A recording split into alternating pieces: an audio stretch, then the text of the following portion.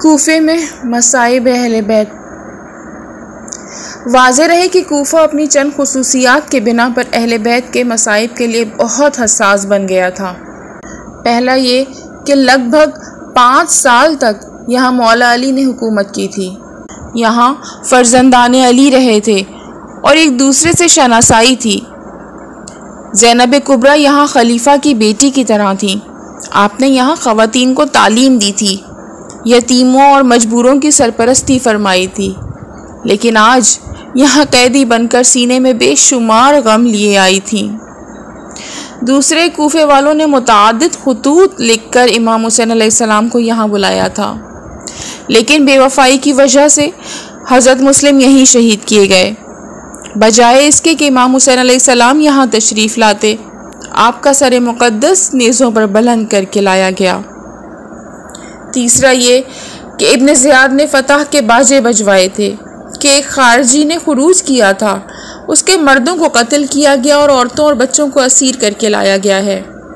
بنا بری لوگوں کو جشن کامرانی منانا چاہیے، ایک دوسرے کو مبارکباد دینا چاہیے۔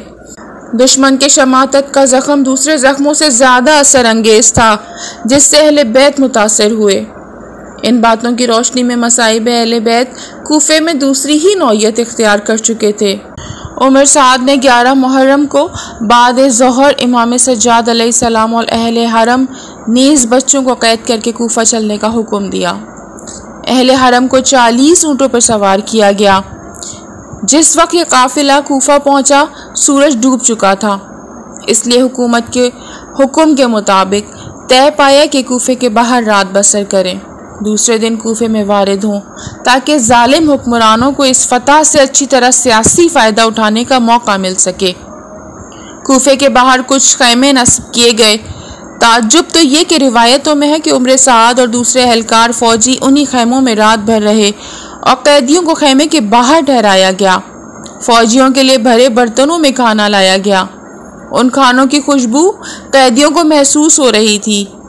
اہل بیت کے بچے بھوکے پڑے رہے، انہیں کھانا نہیں دیا گیا۔ ابن زیاد نے 1000 سپاہیوں کو شہر کوفہ کی نگرانی پہ متعین کیا۔ وہ شہر کے تمام علاقوں میں پھیلا دیے گئے تاکہ امام حسین علیہ السلام کے اہل حرم کوفے میں آئیں تو کوئی شورش پیدا نہ ہو۔ 12ویں تاریخ آ گئی۔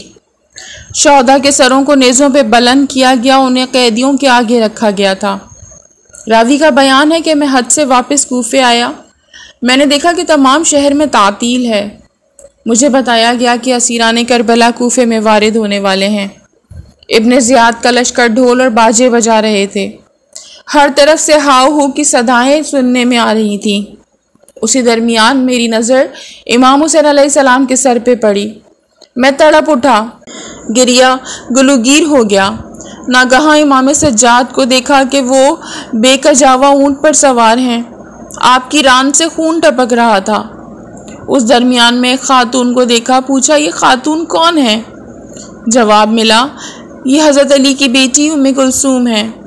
میں نے سنا وہ کہہ رہی تھی، اے اہل کوفہ اپنی آنکھیں بند کر لو، ہماری طرف مت دیکھو۔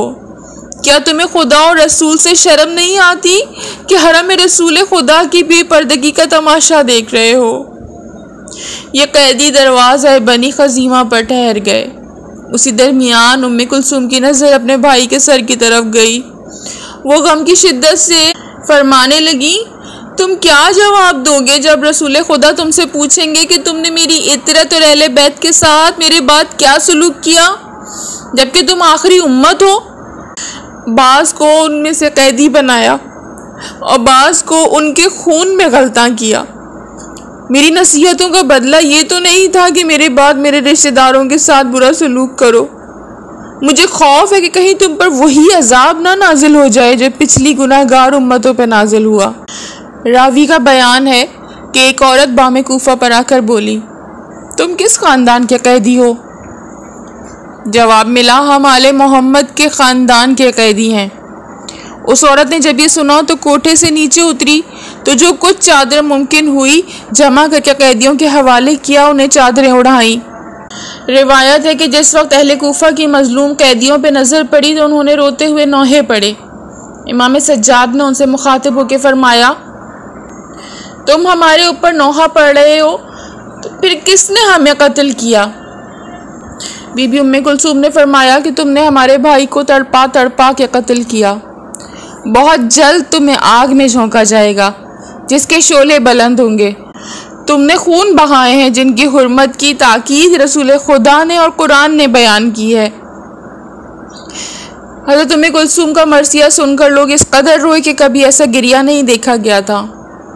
عورتوں نے شدت گریہ میں اپنے ناخنوں سے اپنے چہرے نوچ لیے، اپنے منہ پر تماچے مارے، مردوں نے اپنی داڑیاں نوچ لیں، ان کے واہ ویلا کی آوازیں بلند تھیں۔ مسلم مستری بیان کرتا ہے کہ ابن زیاد نے مجھے دارالعمارہ کی مرمت کرنے کے لیے بلایا تھا۔ میں دارالعمارہ کے ٹھکانوں کی چونا کاری کر رہا تھا، ناگاہ بڑے شور اور ہنگامے کی آواز سنی۔ ایک نوکر سے پوچھا کیا بات ہے؟ اس نے جواب دیا ابھی ایک خارجی کو کوفہ لا رہے ہیں جس نے یزید پر خروج کیا تھا۔ میں نے پوچھا یہ خارجی کون ہے؟ اس نے جواب دیا حسین ابن علی۔ مسلم کہتا ہے کہ میں نے تھوڑی دیر صبر کیا تاکہ نوکر باہر جائے، پھر میں نے اپنے منہ پہ تماچے اس طرح مارے کہ نزدیک تھا کہ میری آنکھیں پھوٹ جائیں۔ میں نے چونا کاری سے ہاتھ کھینچ لیا، قصر کے عقبی حصے سے باہر نکلا اور محلہ کنانہ پر پہنچ کر دیکھا کہ لوگوں کا مجمع ہے۔ وہ لوگ سروں اور قیدیوں کو دیکھنے کے لیے جمع ہوئے تھے۔ ذرا دیر میں 40 محملیں اور کجاوے دیکھے جو 40 اونٹوں پہ تھے۔ امام حسین علیہ السلام کے اہل حرم اور بچوں کو ان محملوں پر سوار کیا گیا ہے۔ امام سجاد کو دیکھا کہ انہیں بغیر کجاوے کے اونٹ پر سوار کیا گیا ہے۔ آپ کے گردن سے غل جامہ کی وجہ سے خون ٹپک رہا ہے۔ آپ رو رہے تھے اور فرما رہے تھے اے امت بدکار، تمہاری سکونت کبھی سیراب نہ ہو۔ اے امت کہ تم نے ہمارے جد کی، ہمارے بارے میں رعایت نہیں کی۔ اگر خداوند عالم ہمیں اور تمہیں رسول خدا کے ساتھ جمع کرے گا تو رسول کو کیا جواب دو گے؟ تم خوشی میں تالیاں بجا رہے ہو اور ہمیں قید کر کے راستوں سے گزار رہے ہو۔ مسلم کہتا ہے کہ میں نے دیکھا کہ بعض عورتوں نے خرمے اور کچھ روٹیاں لا کر قیدی بچوں کو دیں جو محمل پہ تھے۔ بی بی ام کلثوم نے صدائے فریاد بلند کی اے اہل کوفہ، ہم اہل بیت پر صدقہ حرام ہے۔ آپ نے بچوں کے منہ سے وہ خرمے نکال کر انہی کی طرف پھینک دیے۔ یہ منظر ایسا دردناک تھا کہ بجائے خوشی کے سارے ماحول پر غم کے بادل چھا گئے۔ بی بی ام کلثوم نے سر محمل سے نکال کے فرمایا اے کوفے والوں خاموش ہو جاؤ، تمہارے مردوں نے قتل کیا اور تمہاری عورتیں ہم پر رو رہی ہیں۔ خداوند عالم ہمارے تمہارے درمیان قیامت میں فیصلہ کرے گا۔ اچانک ایک ہنگامہ شور برپا ہوا۔ میں نے دیکھا کہ شہداء کے سر لائے گئے، ان کے آگے آگے امام حسین کا سر تھا جو 14ویں رات کے چاند کی طرح درخشاں تھا۔ رسول خدا کی شبیہ، آپ کی ریش اقدس پر خضاب تھا، وہ سر نوکے نیزہ پہ بلند تھا۔ مسلم مستری نے اپنا بیان جاری رکھتے ہوئے کہا کہ جس وقت بی بی زینب نے محمل سے امام حسین علیہ السلام کا سر نازنین نیزے پر دیکھا، غم سے آپ نے اپنا سر چوب محمل پہ دے مارا۔ میں نے دیکھا کہ آپ کے مکنے سے خون جاری ہے۔